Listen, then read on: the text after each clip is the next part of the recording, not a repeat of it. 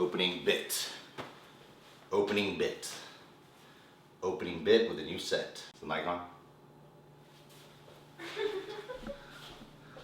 The mic's totally on. Sorry, I just really like this movie, so I want to be very prepared. I had a good time.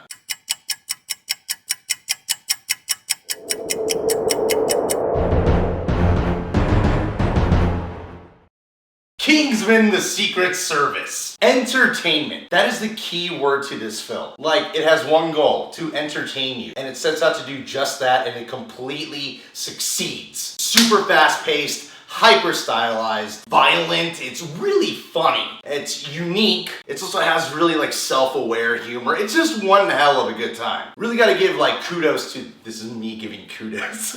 Really gotta give kudos to the directing and editing of this film. It's like a refreshing fast pace, especially for the kind of comic book movie adaptations we get today. It's handheld, but it's done differently. Like at times it feels like first person point of view, at times it feels like a video game. It looks cool, you could tell what's going on. It kind of reminded me of like Guy Ritchie violence in a way. All the throwback vibes to old school spy movies was great. Even if you're not that familiar with spy movies from back then, you will still be like, yeah, those movies were fucking awesome. The Gentleman, Classy Spy. It brought back that British wit. It brought back that British charm. Hello, I'm from London. Sweep your old chimney, I will. You like a small day? Yeah, I do the best accents. And yeah, these dudes, they kick serious ass. They still managed to bring in some like really cool gadgets, you know, something that we don't really get from Bond films anymore. They brought it back. It's a modern day story, but it kind of feels like a 60s film in a way. We really are in a day and age where comic book movies are so fucking serious, and if there's a sequel, they gotta be even darker. Seeing this movie was like, I know it's based on a comic book, but it has more of a comic book vibe than a lot of movies out there because it's just so much fun. Even though it's not as dark, it's like that rare R-rated comic. That's just because it's really committed to the material in the world, and it's not willing to hold back. It has its moments where it takes its time to be serious, but it doesn't stay there for too long. The fun never truly vanishes. Colin Firth as Harry. This dude stood out to me so much because he embodies this role. He embodies the class, he embodies the mentality. He feels like old school GQ, you know? Even though he's a serious actor, he understood the style of this film. He understood the humor about the film. Like, he didn't treat it like it's a comedy, but you could tell he was also having fun. But there's like just enough darkness in him to make his performance just complete. Taron Egerton as Eggsy. Don't know if I pronounced that right. I'm sure some of you guys have seen this dude before. I never have. Sorry I haven't. This dude, he is fantastic. And he's good to look at too. My girlfriend developed such a crush on this boy during the movie. At first I was like, what the fuck? Second part of me was like, I totally understand. Like, he's incredibly charming when he has to do dramatic work. He's really good at the drama. I just love his delivery and like every line he does. He's like the master deliverer.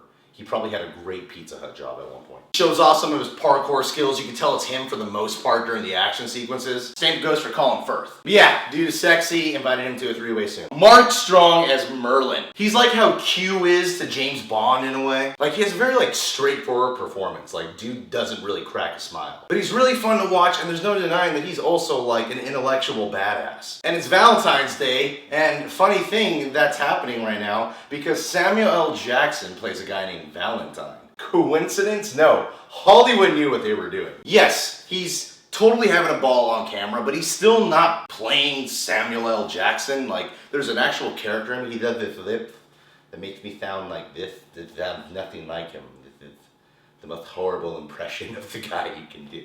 And at the end of the day, he's just not your typical villain, especially for a film like this. They took that concept of like a villain who's a global terrorist threat, and what makes him really villainous is his evil genius. But they put such a modern day touch on that character. He's basically like the Mark Zuckerberg if he went evil genius. This dude is not in this movie for a lot, and I didn't know he was gonna be in this movie. Mark Hamill as Professor Arnold. He doesn't get much screen time, so I don't want to say too much. At first, people started laughing because they're like, it's fucking Luke Skywalker on screen. But after a while, you really do forget about that. It's like, hey, I'm buying him as this character. So I just gotta give a shout out to that guy. I guess if I had to complain about this film, it would be how some of the female characters are written. Like, we need more badass women written more uniquely. Like, we got all these characters in action films now, but we rarely get that Uma Thurman in Kill Bill. Or like Natalie Portman in The Professional. Or like Melissa McCarthy in The Heat. Like this girl Sophia Boutella as this character named Gazelle. She's interesting at first because she has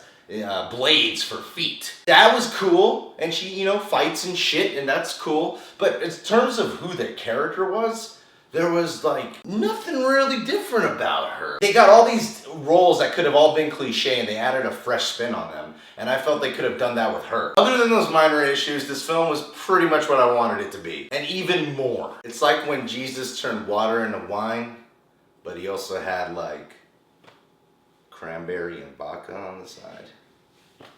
You know, that's like what this film did. It was like we got the water and the wine, but Jesus threw in some vodka cranberry. Jesus would be the coolest bartender, just throw that out there. Let me get straight to the point here. All in all, I gotta say, Kingsman: The Secret Service got it super bloody right.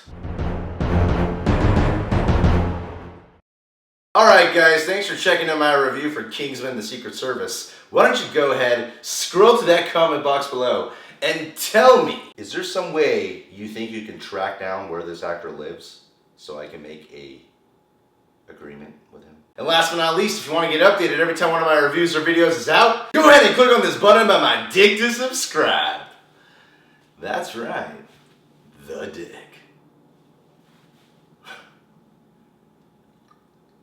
Let me tell you something about this little Kingsman.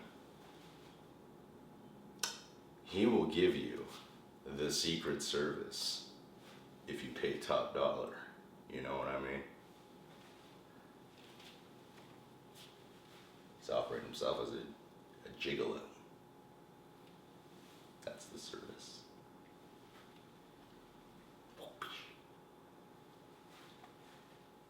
Thank God jokes like this are not in the Kingsman movie.